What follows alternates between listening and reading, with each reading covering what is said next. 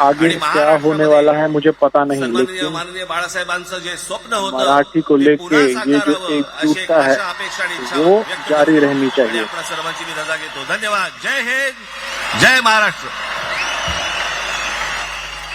यहाँ पर आपने राज ठाकरे को सुना। राज ठाकरे ने अपने भाषण में साफ कह दिया है कि मराठी भाषा को लेकर कोई समझौता नहीं किया जाएगा और उन्होंने साथ में बताया कि बीजेपी की ओर से जो फैसला लिया गया था, जिस कानून के तहत ये ऑप्शन दिया गया था कि 2 भाषाओं के साथ तीसरी भाषा के तौर पर हिंदी को स्कूलों में पढ़ाया जाए, उसे वापस लेना पड़ा। लेकिन इस पूरे फैसले ने दोनों भाइयों को एक साथ लाने में एक मदद का काम किया, एक मददगार रहे। और वो मददगार कौन थे? वो थे देवेंद्र फडणवीस।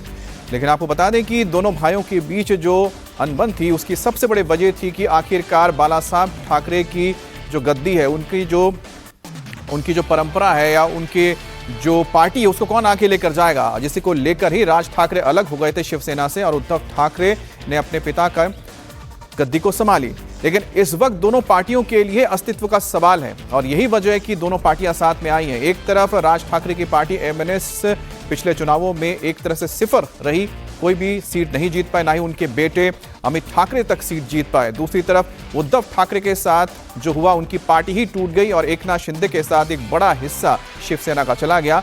ऐसे में दोनों पार्टियों के लिए अब सबसे महत्वपूर्ण है बीएमसी के चुनाव। अब बीएमसी में बने रहने के लिए जरूरी है कि दोनों साथ आए और यही वजह है कि मराठी भाषा को लेकर एक बार फिर से दोनों साथ आए हैं। आपको बता दें, बाला साहब ठाकरे ने भी जब अपने सियासत की शुरुआत की थी तो मराठी मानुस और मराठी भाषा को लेकर वो उतरे थे लोगों की। बऱ्याच वर्षानंतर राज आणि माझी भेट व्यासपीठावरती झाली। सालों बाद आता राज पंचायत और अशी मेरी आहे मुलाकात हुई है की त्यांनी मला सन्माननीय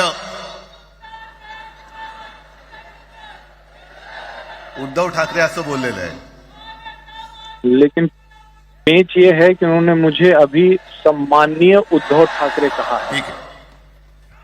आणि साहजिकच आहे की त्याचंही कर्तृत्व आपण सर्वांनी पाहिलेलं आहे।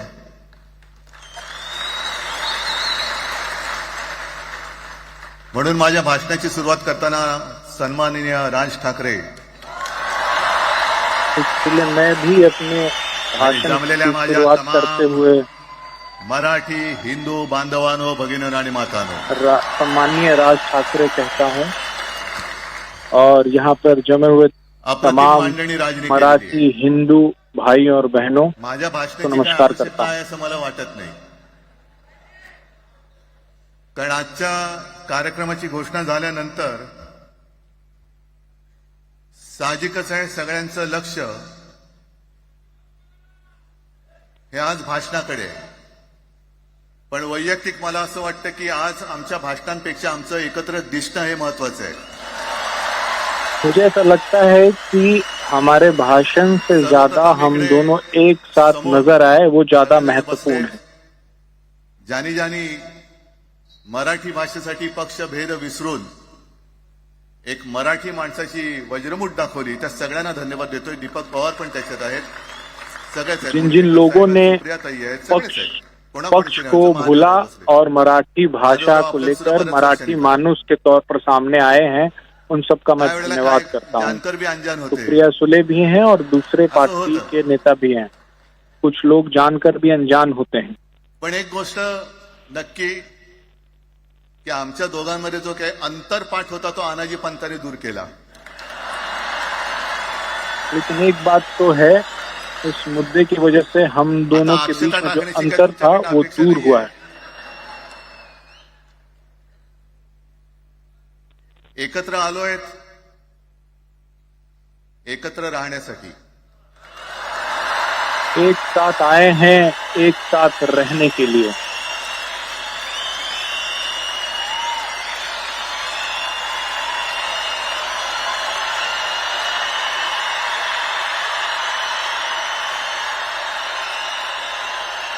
आणि मला कल्पना आहे,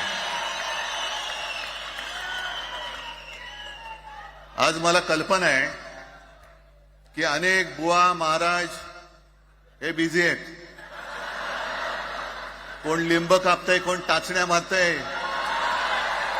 कोण गावी जाऊन अंगारे दुपारे करत असेल, रेडे कापत असतील, त्या सगळ्यांना सांगतो, या सगळ्या भोंदूपणा विरुद्ध माझ्या आजोबांनी लढा दिला होता आणि त्यांचे आम्ही वारसदार म्हणून तुमच्या समोर उभे ठाकलेलो आहोत.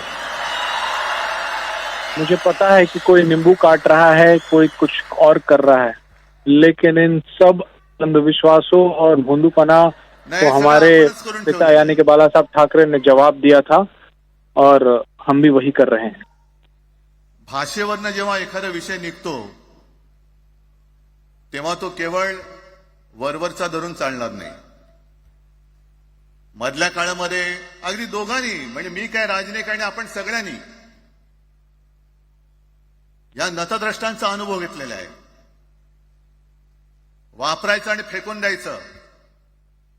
आता आम्ही दोघं मिळून तुम्हाला फेकून देणार. हम सब ने, मतलब मैंने, राज ने, सबने ये अनुभव किया है वापर करून घेतला. कि सामने वाला अरे डोक्यावरती करता है और फिर फेंक देता है, ओळखत कोण होतं या लेकिन महाराष्ट्रामध्ये? अब हम दोनों साथ आ गए हैं, अब कोणत्या आपको भाषेत फेंक बोलत देंगे. होतात? अगदी राज, तू सगळ्यांची शाळा काढली. मला एका प्रश्नाचं उत्तर पाहिजे. मोदींची शाळा कोणती? सगळ्यात उच्च शिक्षित आहे. मैं तो बस यही जानना चाहता हूं कि मोदी की पाठशाला कौन सी है. पण हे जे काय यांची मध्यंतर मी बोललो ना, भाजप ही अफवांची फॅक्टरी आहे. मैंने मधल्या पहले काळात बोला ना सुरू केलं कि होतं. भारतीय जनता पार्टी उद्धव अफवाह ठाकरेंनी की हिंदुत्व फैक्ट्री है. सोडलं. हिंदुत्व ही कोणत्याही भाषेची मक्तेदारी नाही. आम्ही अस्सल पहले मराठी इन्होंने बोलणारे तुमच्या फैलाया कि उद्धव हिंदू आहोत. ठाकरे ने हिंदुत्व छोड़ दिया. मैं कभी भी हिंदुत्व तुम्ही काय छोड़ आम्हाला नहीं हिंदुत्व सकता. शिकवताय? मैं मराठी बोलने वाला अरे हिंदू हूँ जो 92 कभी 93 साली हिंदुत्व जेव्हा छोड़ नहीं सकता.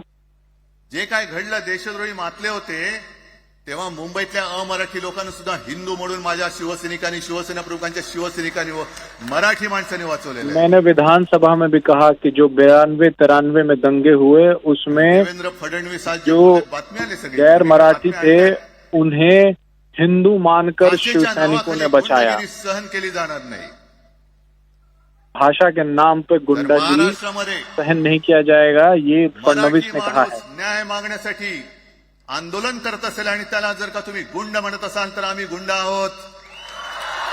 लेकिन महाराष्ट्र में अगर मराठी भाषा के लिए मराठी मानुस आंदोलन करता है, उसे अगर आप गुंडा जर का मानते हैं गुंडगिरी तो केल्याशिवाय हाँ, हम तुमच्या गुंडे हातामध्ये हैं. न्याय मिळत नसेल तर आम्ही गुंडगिरी करूच. और बिना गुंडागिरी किए हुए अगर आपके दरबार में न्याय नहीं मिलेगा तो पण हम हे सगळे गुंडागिरी राजकीय करेंगे. वाडगे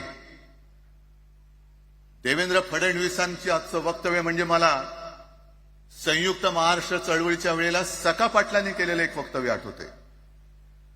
हे असेच तेव्हाचे, म्हणजे जो दिल्लीत बसतो त्याचे पाय चाटणारे इथले राज्यकर्ते असतात, ते त्यांना मी बाडगे म्हणतोय. त्यांना मी बाडगे म्हणतोय. कारण संयुक्त महाराष्ट्र चळवळीमध्ये मुंबई आपल्याला आपण मिळवली. आपण म्हणजे आपण मराठी माणसांनी.